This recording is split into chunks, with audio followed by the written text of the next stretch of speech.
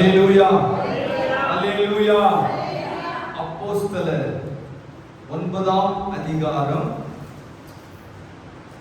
அதில் 11ஆம் வசனத்தை வாசிக்கலாம். அப்பொழுது கர்த்தர்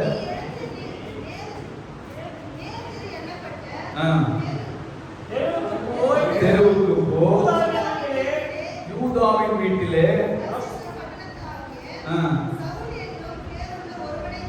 தேடு, அவன் இப்பொழுது ஜெபம் பண்ணுகிறான். கண்களை மூடி நாம் ஜெபம் பண்ணலாம்.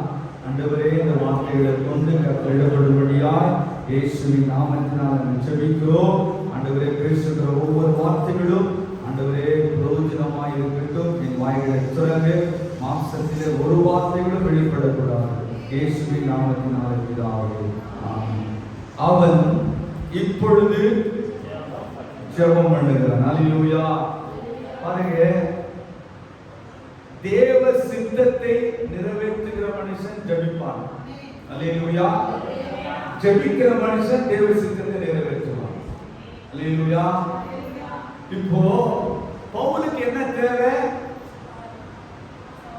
கண்ணு பார்வை தேவை.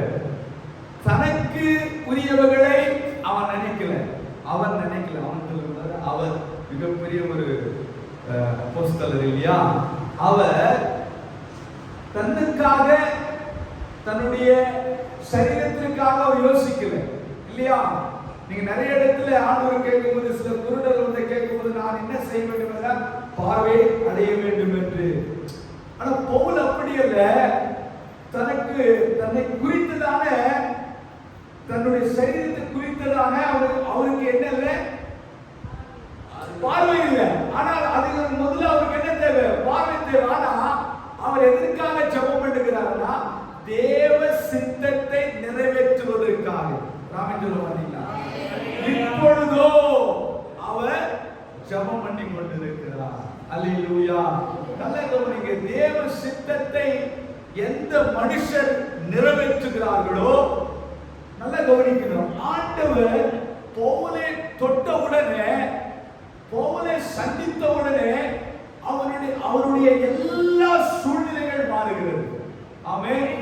கொலை செய்கிற எண்ணம் மாறிடுச்சு, மற்றவர்களை துன்பப்படுத்துகிற எண்ணம் மாறிடுச்சு, மற்றவர்களை பழி வாங்குகிறதான சிந்தை மாறிடுச்சு, மற்றவர்களை தாக்க வேண்டும் என்கிற எல்லா எண்ணம் டோட்டலா மாறிச்சே இல்லையா?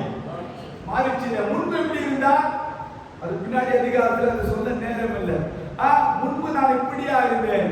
ஆனா கர்த்தரிலே தொட்ட உடனே என்னுடைய அனைத்து சுபாவங்கள், எனது அனைத்து சிந்தனைகள், என் அனைத்து உணர்வுகள் எல்லாம் மாறிடுச்சு. இப்போ எனக்கு தேவை என் ஆண்டவருடைய சித்தத்தை நிறைவேற்ற நான் ஜெபிக்கிறவனாக இருக்கணும். அல்லேலூயா அல்லேலூயா அல்லேலூயா. கவனிக்கிறார். இப்பொழுதோ அவன் ஜெபம் பண்ணுகிறான். அதற்கு முன்னாடி சபைகளை பாழாக்கி கொண்டிருந்தான், சபைகளை துன்பப்படுத்திக் கொண்டிருந்தான்.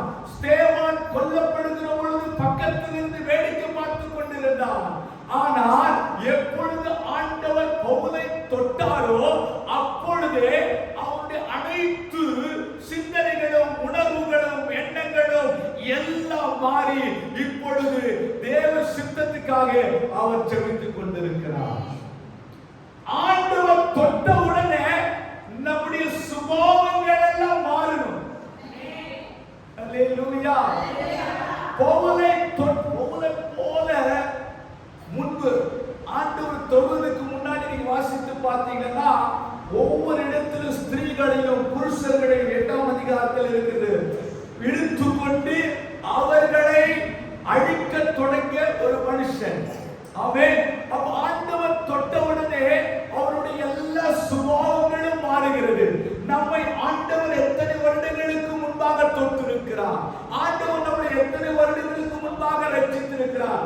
ஆனாலும் சில நேரங்களிலே நம்முடைய சுபாவங்கள் மாறாமல் இருக்கிறது. முக்கியமா பவுலுடைய சிந்தை மாறிடுச்சு. ஆமென். என்ன மாறிடுச்சு? சிந்தை, இருதயம், உணர்வு, எண்ணம் எல்லாம் மாறி இப்பொழுது சொல்கிற சத்தத்தை கேட்டு அதன்படி செய்கிற ஒரு மனுஷனாய் மாறினார். அல்லேலூயா, அல்லேலூயா. அப்போ ஆண்டவர் நம்ம நல்லா கவனிக்கணும். சங்கீதம் 66:12 சொல்ல வாசிக்க வேண்டாம். அக்கிரம சிந்தை கொண்டிருந்ததாகில் ஆண்டவர் ஜெபத்தை கேட்பாரா, கேட்க மாட்டாரா? ஆமென். நாம் ஏதோ ஜெபிக்கிறோம், நம்முடைய சிந்தை மாறி இருக்கிறதா, நம்முடைய இருதயம் மாறி இருக்கிறதா? நாம் ஏறெடுக்கிற ஜெபங்கள் ஆண்டவருடைய சமூகத்திலே கேட்டு அதற்கு பதில் வர வேண்டும் என்றால் முதலாவது மாற வேண்டியது நம்முடைய சிந்தை, நம்முடைய எண்ணங்கள், நம்முடைய உணர்வுகள் எல்லாம் மாறிடுச்சுன்னா நிச்சயமா நீ முழங்காற்படி இட்டவுடனே ஆண்டவருடைய ஜெபத்தை கேட்கிறவராய் இருக்கிறார். அல்லேலூயா, அல்லேலூயா. பவுல் எதையும் பார்க்கல. இப்பொழுது பவுலுக்கு உடனே எப்படி அந்த ஜெபாவி வந்துருச்சு? ஆண்டவர் சொல்ல இப்பொழுதோ பவுலுக்கு யாருமே கற்றுக் கொடுத்தாரா ஜெபிக்க? இப்போ தொட்ட உடனே அவருக்குள்ள என்ன வருதுன்னா ஜெப ஆவி அபிஷேகம் வருது. நம்மை ஆண்டவர் எத்தனை வருடங்களுக்கு முன்பாக இன்னும் நாம சில காரியங்களுக்காக போராடி சோர்ந்து போகாம அவன் போராடி ஜெபிக்கணும், சோர்ந்து போகாம ஜெபிக்கணும், இடைவிடாமல் ஜெபிக்கணும், விழித்திருந்து ஜெபிக்கணும் என்று சொல்லி ஆண்டவர் பல இடங்களிலே நமக்கு கற்றுக் கொடுத்திருக்கிறார்.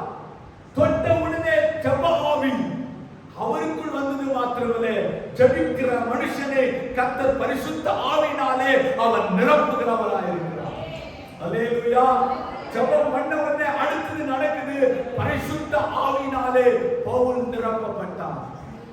நல்ல கவனிக்கணும். ஜெபிக்க ஜெபிக்க ஜெபிக்க ஜெபிக்க நம்முடைய சிந்தை, ஜெபிக்க ஜெபிக்க ஜெபிக்க நம்முடைய உணர்வு, ஜெபிக்க ஜெபிக்க ஜெபிக்க ஜெபிக்க நம்முடைய எண்ணங்கள் மாறும். முதலாவது நம்முடைய சிந்தைகள் மாற வேண்டும் என்றால் நாம் ஜெபிக்கிறவர்களாய் காணப்பட வேண்டும். அல்லேலூயா. இந்த சிந்தையிலே விரோதங்களையும் இந்த சிந்தைகளிலே பலவிதமான எண்ணங்களையும் வைத்துக் கொண்டு நாம் ஜெபிப்பவர்களாய் இருந்தால் அக்கிரம சிந்தை. என்ன சிந்தை? இருதயத்திலிருந்து பொல்லாத சிந்தை. எங்கிருந்து வருது? இருதயத்திலிருந்து அக்கிரம சிந்தை, பொல்லாத சிந்தை எங்கிருந்து வருது? இருதயத்திலே. இதெல்லாம் நாம் வைத்துக் கொண்டு ஜெபக்கு வந்து நாம் ஜெபிக்கிறவர்களா இருந்தால் நம்முடைய ஜெபம் இதுக்கு மேல கூட போகாது. ஆமென். சில நேரங்களில் ஜெபங்கள் கேட்கப்படுவதற்கு அதை கேட்கப்படாததற்கு காரணம் என்னவென்றால் ஆண்டவர் அல்ல, நாம் தான். ஆமென், ஆமென். ஏன்னா மாற வேண்டியவர்கள் நாம் சரியாக மாறி ஜெபிக்கும் பொழுது அந்த ஜெபத்திற்கு ஒரு வல்லமை உண்டு. அந்த ஜெபத்திற்கு ஒரு வல்லமை உண்டு, நிச்சயமாக சொல்ல முடியும். அல்லேலூயா. அப்ப பவுல் தன்னை சுற்றி இருக்கிற சூழ்நிலைகளை பார்க்கவில்லை, அவன் ஜெபிக்க தொடங்கினான். அல்லேலூயா. எந்த மனுஷர்கள் தேவ சித்தத்தை உணர்ந்து ஜெபிக்கிறார்களோ அல்லது ஜெபித்து தேவ சித்தத்தை அவங்க பெற்றுக் கொள்ளுகிறார்களோ அந்த மனிதர்களோடு கர்த்தர் அவர் பிரயாணம் செய்கிறவராக இருக்கும். அல்லேலூயா. அதுல ஒரு மனுஷரை மாற்றி சில குறிப்புகளை காட்டி ஜெபிக்க விரும்புகிறேன். நீங்க வாசிக்கலாம். தானியேல் எழுதின புத்தகம், தீர்க்கதரிசன புத்தகம் 6ஆம் அதிகாரம் 5ஆம் வசனத்தை வாசிங்க. தானியேல் 6:5. தானியேல் தீர்க்கதரிசன புத்தகம் வாசிங்க. அந்த மனுஷர் நாம் இந்த தானியேலை அவருடைய தேவனை 10 வாசிங்க. 6:10. தானியேலோ என்றால் அறிந்த பொழுதிலும்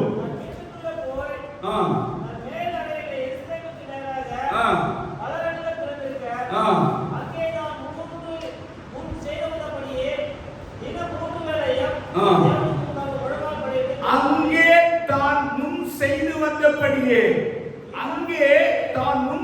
வந்தபடியே தினமும் 3 வேளையும் தன் தேவனுக்கு முன்பாக முழங்காற்படிட்டு ஜெபம் பண்ணி ஸ்தோத்திரம் செலுத்தினான். எத்தனை வேளை? 3 வேளை. என்ன நடக்குது? தன் ஜெபம் பண்ணா எங்க போகணும்? சிங்கக்கட்டில போகணும். ஆமென். சிங்கக்கபிலே போடப்படுவாங்க. 30 நாள் வரைக்கும் ராஜாவை தவிர யாரு நமஸ்கரிக்க கூடாது, எந்த தேவனை ஆராதிக்க கூடாது. அந்த சட்டத்தை கொண்டு வந்துட்டாங்க. இந்த சட்டத்துக்கு கையெழுத்திட்டது தானியேலுக்கு தெரியும். ஆனா அவருடைய சிந்தையிலே அந்த பத்திரத்துக்கு போட்ட அந்த கையெழுத்து ஞாபகம் வரல. தன்னுடைய சுற்றி இருக்கிற தன்னோடு இணைந்து செயல்பட்ட, தன்னோடு இணைந்து பணிபுரிந்த அவர் செய்த துரோகம் அவர் கண்களுக்கு முன்பாக வரல. நான் ஜெபித்தா இந்த இடத்துல சாத்தான் சிங்கக்கபியிலே போடப்படுகிறது அந்த சிந்தை தானியேலுக்கு வரல. ஆனால் தானியேலுக்கு வந்த சிந்தனை தான் செய்து வந்தபடியே 3 வேளையும் எருசலேமுக்கு தன் மேலறையிலே பல கனிகளை தெரிந்து எருசலேமுக்கு நேராக 3 வேளை ஜெபம் பண்ணிதான் அவருடைய சிந்தைக்கு வந்தது. நமக்கு நம்மை சுற்றி நெருங்குகிற பொழுது நம்முடைய சிந்தை எப்படி இருக்கிறது? நம்மை சுற்றி இருக்கிற சூழ்ந்திருக்கிற ஒரு விதமான போராட்டம் வருகிற பொழுது நம்முடைய சிந்தை எப்படி இருக்கிறது? நம்மை சுற்றி சில விதமான விரோதங்கள் எழும்புகிற பொழுது நம்முடைய சிந்தனை எப்படி இருக்கிறது? ஜெபத்திற்கு நேராக போகலாமா? ஆனா சில நேரங்களிலே நாம் அதையே யோசித்துக் கொண்டிருக்கிறோம். அப்ப என்ன மாறல? சிந்தை மாறல, என்ன மாறல? நாம மாறல. ஆனா என்ன பண்றோம்? ஜெபம் பண்றோம். அதனால ஒரு பலனும் நல்லா கவனிக்கணும். அப்போ தானியேலுக்கு விரோதமாய் எழும்புகிற பொழுது அவங்க முன்னாடி யாரும் வரல, அவங்க விரோதிப்பவர்கள் வரல. வந்தாங்களா? வரல. ராஜாவும் ராஜா காப்பாற்றுவார், ராஜாக்கு பிரதானிகளில் ஒருத்தனான பெரியவனுங்கிற சிந்தை தானியேலுக்கு வரல. எனக்கு விரோதமாய் தாக்கீது எழுதப்பட்டது, பத்திரம் எழுதப்பட்டது, அதுல கையெழுத்து போட்டாச்சு, அந்த சிந்தனை வரல. நான் ஜெபிச்சா எனக்கு மரணம் வரும், அந்த சிந்தை தானியேலுக்கு வரல. ஆனா வந்தது தான் செய்து வந்தபடி. அங்கதான் முக்கியம், தான் செய்து வந்தபடி. நல்லா கவனிக்கணும். உன் வாழ்க்கையில என்ன போராட்டங்கள், பிரச்சனைகள், பாடுகள், உபத்திரவங்கள், நெருக்கங்கள், வியாதிகள் எது வந்தாலும் சரி, நீ செய்து வந்தபடியே உன் ஜெபத்தை ஒரு நாளும் விட்டு விடாதே. சிலருக்காக ஏன் ஜெபத்தை விடுறீங்க? சிலருக்காக ஏன் தேவனை விடுறீங்க? நல்லா கவனிக்கணும். தானியேலுடைய வாழ்க்கையில மரணம் வரும் என்று தெரிந்திருந்து கூட அந்த மரண சிந்தை கூட தானியேலுக்கு முன்னாடி வரலனா ஏன்னா தான் செய்து வந்தபடியே 3 வேளையும் தேவனை நோக்கி முழங்கால் படிட்டு ஜெபம் பண்ணினான். ராமன் சொல்ல முடியும். ஆமென். முழங்கால் படிட்டு ஜெபம் பண்ணாங்க. வியாதிக்கு சிந்தை கண் முன்னாடி கொண்டு வராதீங்க. உனக்கு விரோதமாய் நிற்கிற ஒரு சிந்தை கொண்டு வராதீங்க. தானியேலை போல மாறுங்க. அப்புறம் எல்லாத்தையும் கர்த்தர் மாற்றும். அல்லேலூயா. ஜார்ஜ் முல்லர் என்கிற ஒரு தேவ மனிதர் கப்பல்ல பிரயாணம் பண்ணி கொண்டிருக்கும்போது சனிக்கிழமை, புதன்கிழமை நேரத்தில் கப்பல் பிரயாணம் பண்றார். சனிக்கிழமை ஒரு இடத்துல பிரசங்கம் பண்ணும். இப்போ கப்பல் மாலுமி பாதியிலே நிறுத்திட்டார். இப்போ ஜார்ஜ் முல்லர், எத்தனை பேர் கேட்டிருக்கீங்க? ஜார்ஜ் முல்லர் அநாதைகளின் தகப்பன்னு சொல்லுவாங்க. 2000 குழந்தைகள் முழங்கால எல்லாத்தையும் சந்தித்த 2000, 10,000, 20,000 குழந்தைகள் அநாதையில நடத்தின ஒரு தேவ மனிதர் இதுவரைக்கும் அவருடைய தேவைகள் எல்லாம் முழங்கால் தான் சந்திச்சார். யார் கட்டையை போயிட்டு என்ன பண்ணாரா? கேட்க மாட்டாரா? ஆமென். அப்பேற்பட்ட ஒரு விசுவாசம் உள்ளவர்.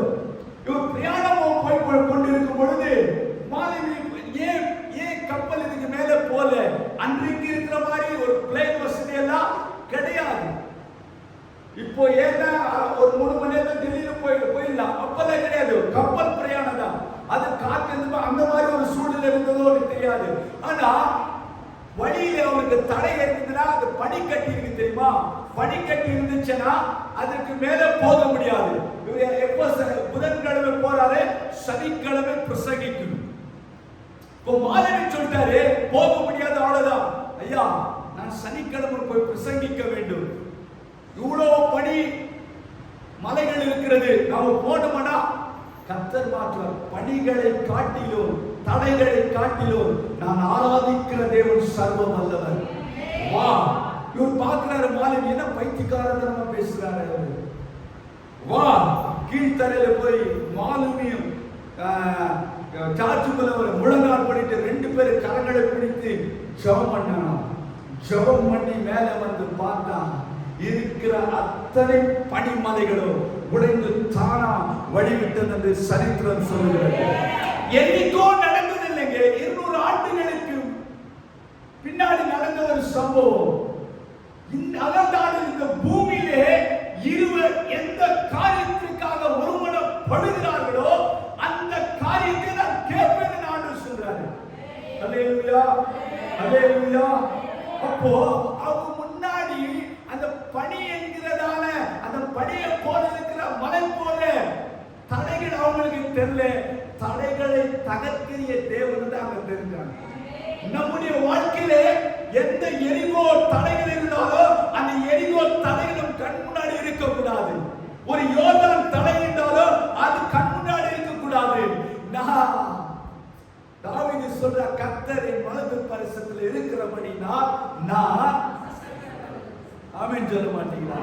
அதான் தாவீது சொல்றா, அந்தி சந்தி மத்தியான வேளையில நான் கர்த்தரை நோக்கி கூப்பிடுவே சொல்றான். எந்த மனுஷன் கர்த்தரின் வலது பக்கத்தில் இருக்கிறபடினாலே நான் அசைக்கப்பட மாட்டேன். தாவீது அழகா சொல்றார். ஆமென் சொல்ல மாட்டீங்களா?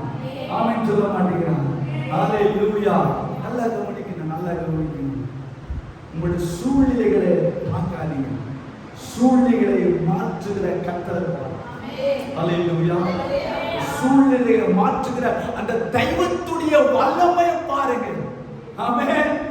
நம்ம சூழ்நிலையை பார்த்து பார்த்து, மனிதர்களை பார்த்து பார்த்து, மற்றவர்களை பார்த்து பார்த்து நம்முடைய தேவனுடைய வல்லமையை மறந்து நம்முடைய சிந்தனை முழுவதும் மாறிடுச்சு. ஆமென், ஆமென். அவரை மாத்திரம் பார்க்கணும். ஹalleluya.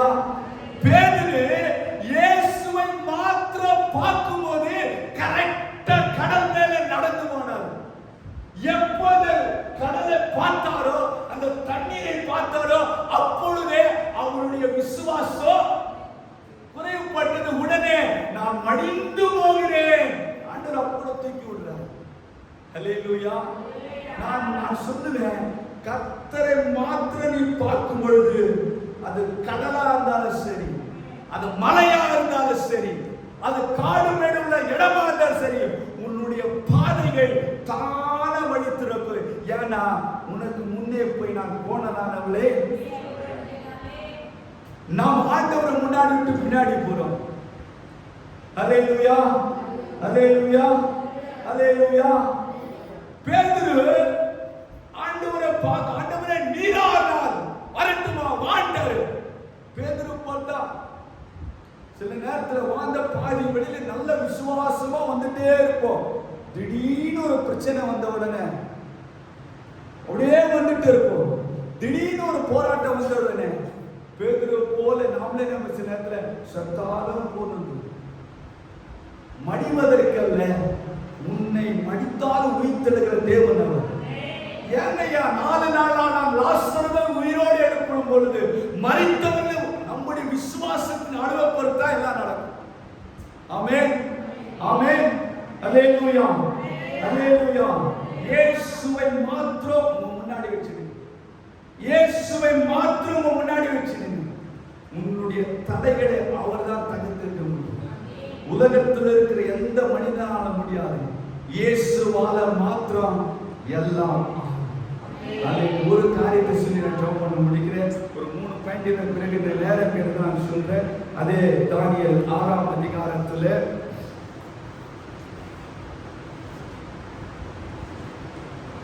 23ஆம் வசனத்தை வாசிங்க. அப்பொழுது ராஜா தன்னில் மிகவும் சந்தோஷப்பட்டு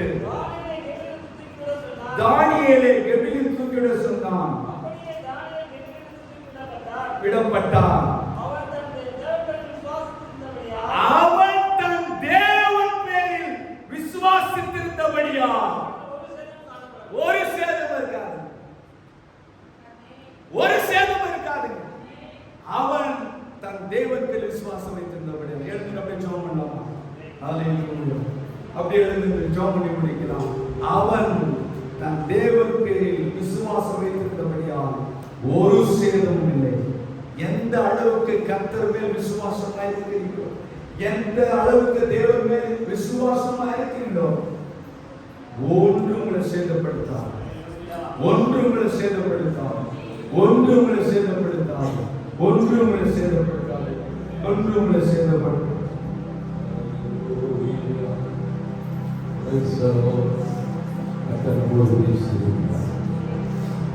ஆமென். நம்ம அடிக்கடி பார்க்கறது பிரச்சனையை தான் பார்க்கணும். சவுல் வேறு சிந்தையோடு வந்தான். எப்போ ஆண்டவரை சந்திச்சாரோ அவன் வாழ்க்கையில் சிந்தை மாறிச்சு. அவன் சரீரத்தில் ஒரு ஊனம் ஏற்பட்டுச்சு, பார்வையே இல்லை. ஆனால் அவன் பார்வை அடையணுங்கிற சிந்தையெல்லாம் இல்லை. ஐயோ எனக்கு பார்வை போச்சேங்கிற சிந்தை இல்லை. இயேசுவே, ஆண்டவரே, உமக்கு நான் என்ன செய்ய சித்தமாயிருக்கிறேன், அந்த சித்தத்தை மாத்திரம் தான் கேட்கிறேன். தானியேலை பற்றி சொன்னாங்க. தானியேலுக்கு முன்னால நேபுகாத்நேச்சாருடைய பொற்சிலையை தவிர்த்து வேற எதையாவது வணங்கினீங்கன்னா 30 நாள் வரைக்கும் கண்டிஷன் போட்டு வச்சிருக்கிறாங்க. வணங்கினால் சிங்கம் கெதிர தூக்கி போடுவாங்க. சிங்கம் கடிச்சு தின்னும் அழிச்சிடும். பிரச்சனை தோணும். புரியுதா? கர்த்தர் பேசியிருக்கிறார்.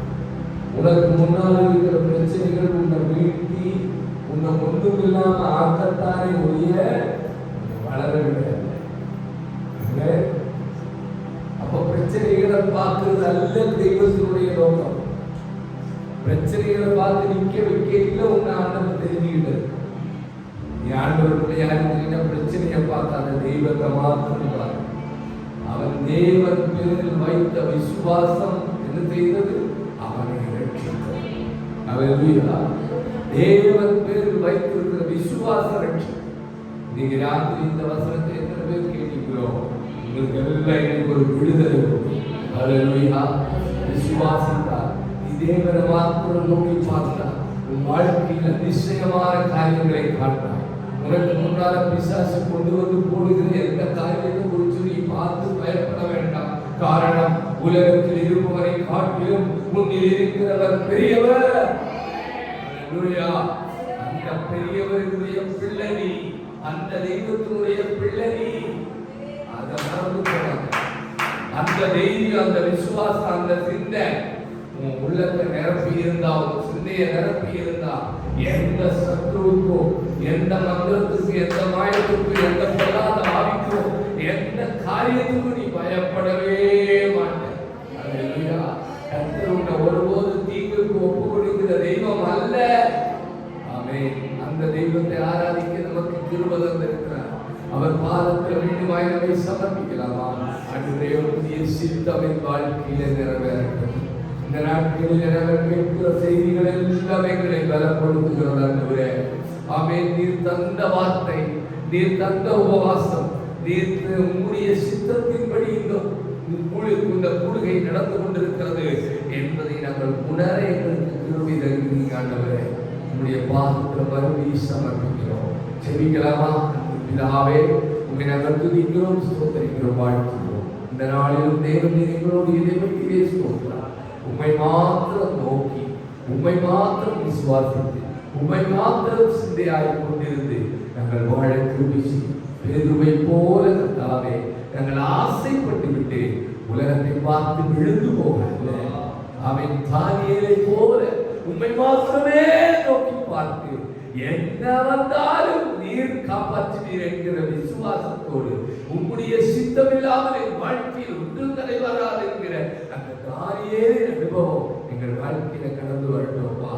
ஆண்டவரே, கொஞ்ச நேரம் உங்களை பார்த்து ஓடிட்டு உலகத்தை பார்த்துட்டு கீழே விழுந்துட்டு ஐயோவா என்று கதறுகிற எங்கள் வாழ்வை நீங்க இன்றைக்கு மாற்றி இருக்கிறதற்காக ஸ்தோத்திரம். தாழ்த்தி ஒப்பு கொடுக்கிறோம் ஆண்டவரே. கேட்ட பிள்ளைகளை கர்த்தர் ஆசீர்வதித்திருக்கிறீர். ஜெபித்த எல்லா ஜெபங்களுக்கும் கர்த்தர் பதில் தந்திருக்கிறீர். எங்கள் உபவாச நாட்களை கர்த்தர் ஆசீர்வதித்து வருகிறதற்காக ஸ்தோத்திரம். பேசின தாசரையும் குடும்பத்தையும் பிள்ளைகளையும் ஆசீர்வதியும்.